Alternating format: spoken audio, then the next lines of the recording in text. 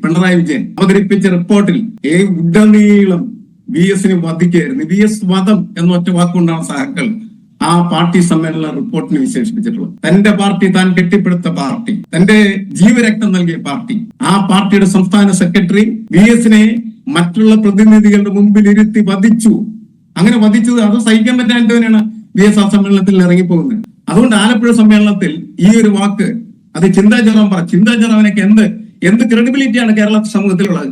കമ്മ്യൂണിസ്റ്റുകാരി എന്ന നിലക്ക് മാത്രമല്ല, ഒരു തരത്തിലും അംഗീകരിക്കാത്ത, ഒരു മനുഷ്യനും വിലമതിക്കാത്തതായിട്ടുള്ള ഒരാൾ പറയുന്ന ആ തരത്തിലുള്ള ഒരു അഭിപ്രായം കേട്ടിട്ട് പാർട്ടി സമ്മേളനത്തിൽ ഇറങ്ങിപ്പോകുന്ന ഒരാളാണ് വി എസ് എന്ന് നിങ്ങൾ കരുതുന്നുണ്ട്. അതല്ല പ്രശ്നം. പാർട്ടി തന്നെ, പാർട്ടിയുടെ സംസ്ഥാന സെക്രട്ടറി തന്നെ പാർട്ടിയുടെ റിപ്പോർട്ടായിട്ട് വി എസിനെതിരായിട്ടുള്ള വിചാരണ കുറ്റപത്രം അവതരിപ്പിച്ചു കഴിഞ്ഞാൽ അതുണ്ടാക്കുന്ന വേദന ചെറുതല്ല. ആ വേദന കൊണ്ട് തീർച്ചയായിട്ടും അദ്ദേഹം ഇറങ്ങിപ്പെട്ടാൽ.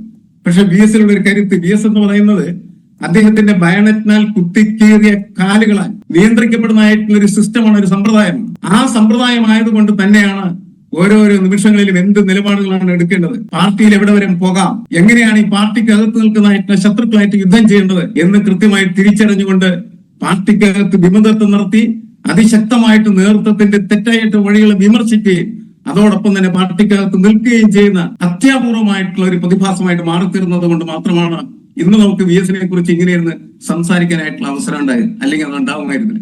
അല്ലെങ്കിൽ നിങ്ങള് ഗൗരിയമ്മയെ പോലെയോ MVR-നെ പോലെയോ മറ്റ് പാർട്ടികളിൽ നിന്ന് ഇറക്കിവിടപ്പെട്ടതായിട്ടുള്ള നിരവധി നേതാക്കളുടെ കൂട്ടത്തിൽ ഒരാളായിട്ട് വെച്ച് ചർച്ച ചെയ്തായിരുന്നു. ഇന്ന് അങ്ങനെ ചർച്ച ചെയ്യാൻ, അദ്ദേഹത്തെ ഇരുത്തി നമുക്ക് ചർച്ച ചെയ്യാൻ കഴിഞ്ഞതിന്റെ പ്രധാനപ്പെട്ട കാരണം അത്തരത്തിലുള്ള അദ്ദേഹത്തിന്റെ തന്ത്രപരമായിട്ടുള്ള, അതേപോലെ തന്നെ 100 വർഷക്കാലത്തെ കമ്മ്യൂണിസ്റ്റ് പാർട്ടിക്കകത്ത് നടത്തിയ അനുഭവങ്ങളുടെ പരിചയമാണ്. ആ അനുഭവമാണ്, മറ്റൊരാൾക്കുമില്ല. ആ തീക്കാറ്റിൽ ഇവരെല്ലാവരും താഴ്ന്നു വീഴുന്ന കാഴ്ച നമ്മൾ കണ്ട്. അഴിമതിക്കാർ പാലക്കാടൻ തീക്കാറ്റിൽ വെന്തുരുകി എന്നാണ് വി എസ് പറഞ്ഞത്. അത് കഴിഞ്ഞിട്ട് പിന്നീട് സമ്മേളനങ്ങൾ നീണ്ടുപോകുന്നു.